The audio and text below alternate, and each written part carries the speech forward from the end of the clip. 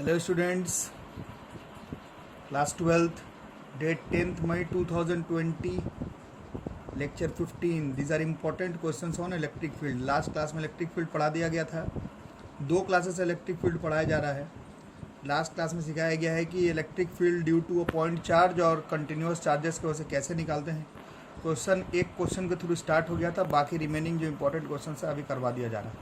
ठीक है. Question 1, 2 point charges of 16 mu coulomb and 9 mu coulomb are placed 8 centimeters apart in air. Determine the position of the point at which the resultant electric field is 0.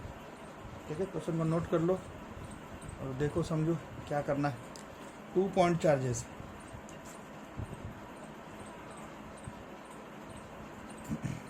To point charges है. एक है +16 mu coulomb, एक है -9 mu coulomb. Are placed 8 centimetres apart. ये दूरी है 8 centimetre. पूछ रहा है determine the position of the point at which the resultant electric field is 0. अब देखो लास्ट क्लास में बताया गया था electric field due to a point charge निकालने का एक ही तरीका है. जिस पॉइंट पर इलेक्ट्रिक फील्ड निकालना है उस पॉइंट पर +1 unit positive test charge put करेंगे. और क्लियर 2 क्लासेस सिखाया जा रहा है कि अगर टेस्ट चार्ज की वैल्यू 1 तो ई और एफ की value same, that is 1/4πε0 Q/r². ठीक है.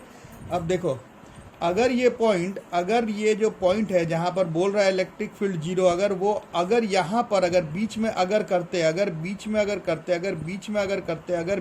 करते और यहाँ पर अगर +1 unit positive test charge put कर देते तो ये पॉजिटिव इसको रिपेल कर देता है. इसका डायरेक्शन कहीं इस तरफ होता और ये पॉजिटिव इस निगेटिव, ये टेस्ट चार्ज ये सोर्स चार्ज, ये टेस्ट चार्ज ये सोर्स चार्ज, ये टेस्ट चार्ज ये सोर्स चार्ज, ये इसी की तरफ खींचा जाता. तो E2 भी इसी तरफ आ जाता.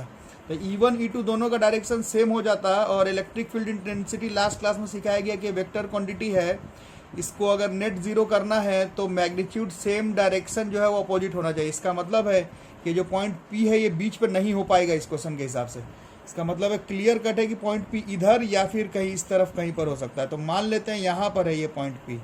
ठीक है. और यहाँ पर प्लेस कर दिया +1 यूनिट पॉजिटिव टेस्ट चार्ज. अब दूरी ले लेते हैं, यहाँ से इसकी दूरी को कंसीडर कर लेते हैं x और यहाँ से ले लेते हैं इसकी दूरी जो है वो y. अब किसी को अगर डाउट है तो क्लियर कर लेते हैं. यहाँ पर जैसे ही +1 पुट करेंगे तो ये पॉजिटिव और ये पॉजिटिव ये आपस में रिपेल कर जाएगा. इसका डायरेक्शन कहीं इस तरफ, इसका नाम EA.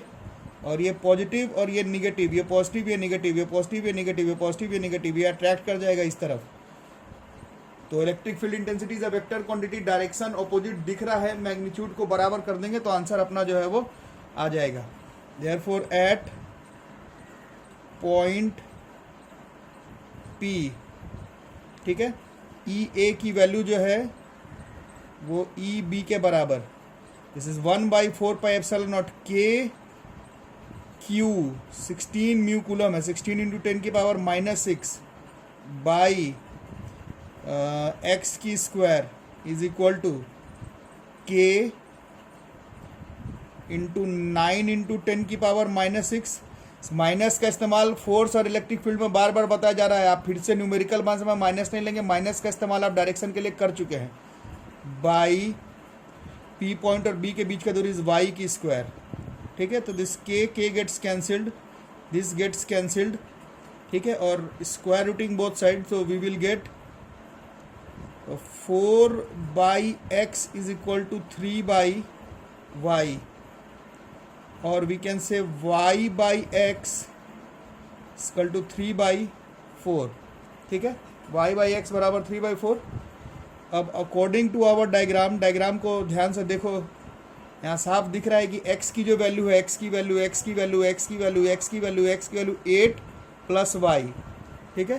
According to diagram x is equal to 8 + y यहाँ पर प्लेस कर देंगे तो y/8 + y बराबर 3/4 and this is 4y is equal to 24 + 3y. So this comes out to be y बराबर 24 सेंटीमीटर.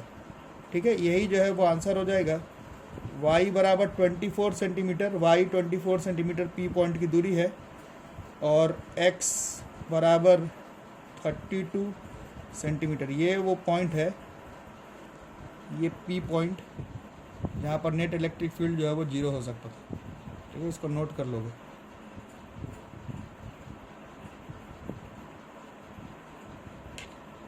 क्वेश्चन एक बार और नोट करना है तो कर सकते हो।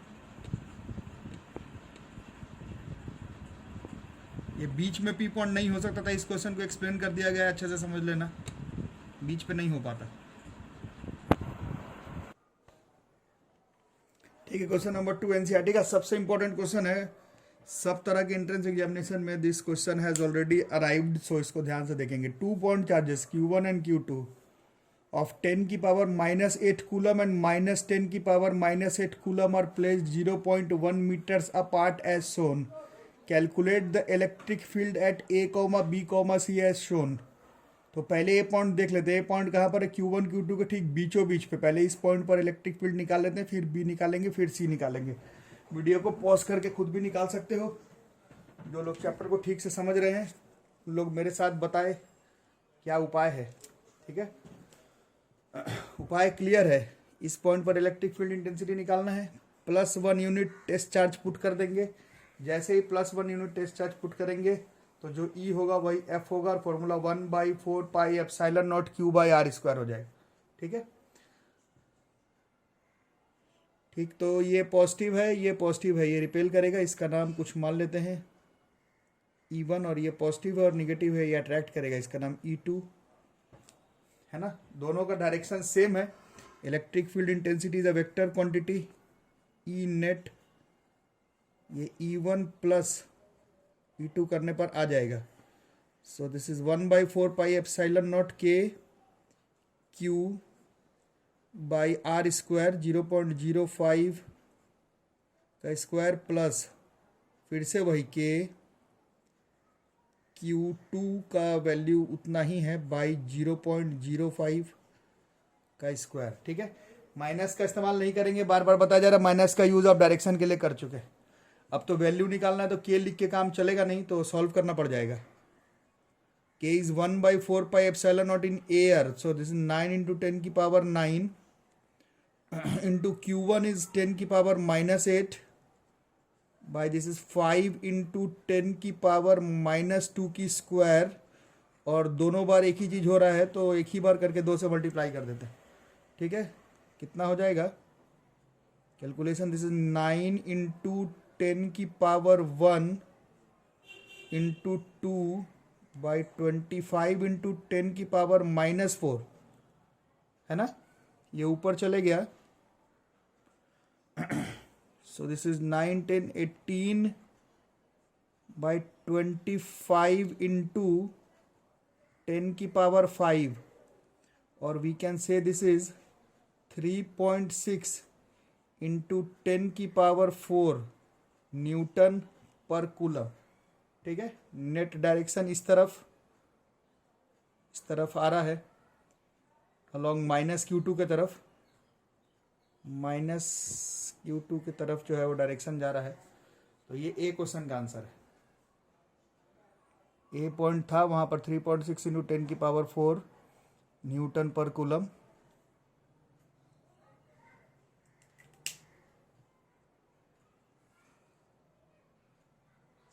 बी पॉइंट देखते हैं, इसमें अभी भी वैसा ही है। यहाँ पे +Q1, यहाँ पर -Q2,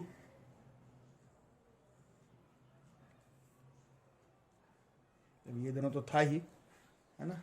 अब ए पॉइंट तो हो गया, बी पॉइंट दे रहा है, इन दोनों के बीच का दूरी था 0.1 मीटर था, नहीं। अब बी पॉइंट है। अब बी पॉइंट को अगर ध्यान से देखते हो, इस क्वेश्चन में ए पॉइंट तो देख लिए थे, बी पॉइंट यहाँ पर कहीं है। This is our point B. NCERT का क्वेश्चन है, मिला सकते हैं। ये इस बार पॉइंट बी है और इसकी दूरी दी हुई है 0.05 मीटर। अब ये +Q2 का +Q1 और इस माइनस के वजह से अब इस बी पॉइंट पर हम लोग को इलेक्ट्रिक फील्ड निकालना है। ठीक है, रूल रेगुलेशन वही है जो रेगुलर पढ़ रहे हैं, लोग समझ गए होंगे क्या करना है। What we need to do is, जिस पॉइंट पर निकालना है वहाँ पर +1 unit positive test charge put कर देंगे, और होगा क्या वो आप ही लोग बता दीजिए, आपकी बारी है। ये +1 है, ये plus, positive positive positive positive, ये रिपेल कर जाएगा। E1 नाम मान लेते हैं, है ना, और ये पॉजिटिव, ये निगेटिव, ये पॉजिटिव, ये निगेटिव, ये पॉजिटिव, ये निगेटिव, ये अट्रैक्ट कर जाएगा E2 इस तरफ। और इलेक्ट्रिक फील्ड इंटेंसिटी हम लोग जानते हैं वेक्टर क्वांटिटी है। डायरेक्शन अपोजिट होने का मतलब, नेट कैसे निकालेंगे? So net electric field at B, दोनों को माइनस करने पर आएगा। अब नज़दीक में कौन है, नज़दीक में कौन है, नज़दीक में कौन है, नज़दीक में कौन है? Q1 नज़दीक में है, इसका मतलब है क्लियर कट E1 E2 से बड़ा है, क्योंकि माइनस करते समय तो बड़ा से छोटा घटाते हैं, तो पहले तो पता लगा E1 बड़ा है E2 से, तो E1 माइनस E2। अब E1 is 1/4 pi epsilon not K। Q1 था हमारा क्या था, अपना वैल्यू था 10 की पावर -8 बाई यहाँ से यहाँ तक का दूरी, दिस इज 5 इंटू 10 की पावर -2 का स्क्वायर माइनस K इंटू 10 की पावर -8 बाई ये यहाँ से यहाँ तक का दूरी 0.1 में और 0.05, दिस इज 0.15 मीटर में ही हो गया, नहीं 0.1 और 0.15 का स्क्वायर। ठीक है, तो थोड़ा सा कॉमन वगैरह निकाल लेते हैं हम लोग, कैलकुलेशन ही है, कुछ कॉमन वगैरह निकाल करके कैलकुलेशन कर लेते हैं, या चाहो तो सॉल्व भी कर सकते हो। ये पिछले क्वेश्चन में ही सॉल्व हुआ था।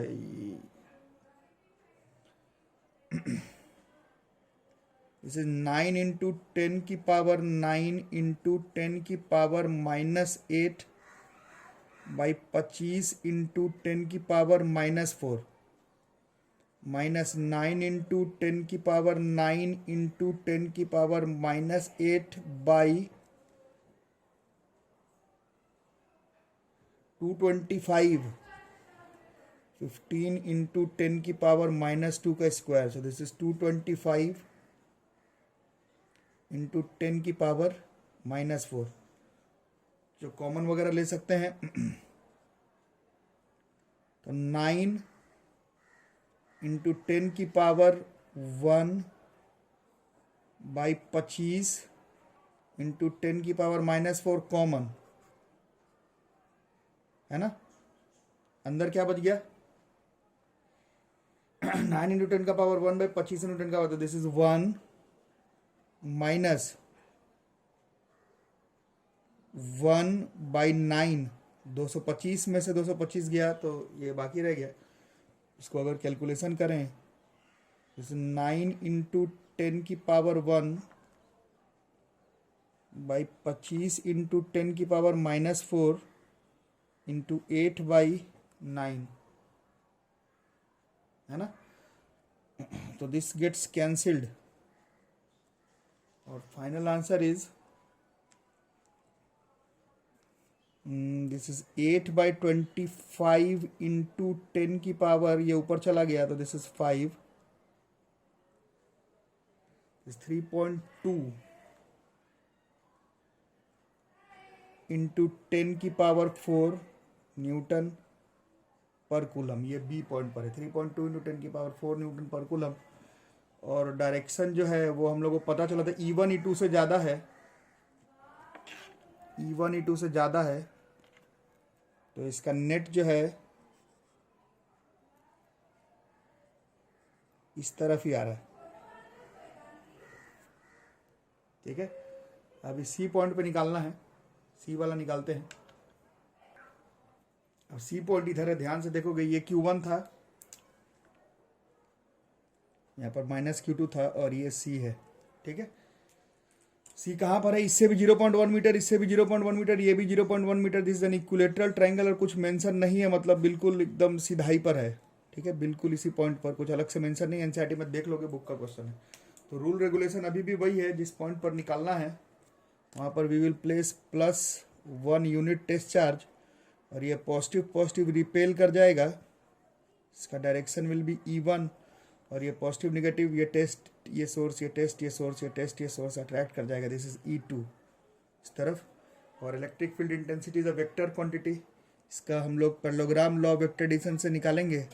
तो जिस तरफ इस पैरेललोग्राम का डायगोनल आएगा, रिजॉल्व करके भी ला सकते हैं, ई नेट जो है वो parallelogram law of vector addition से इसी तरफ आएगा, दिस इज ई नेट।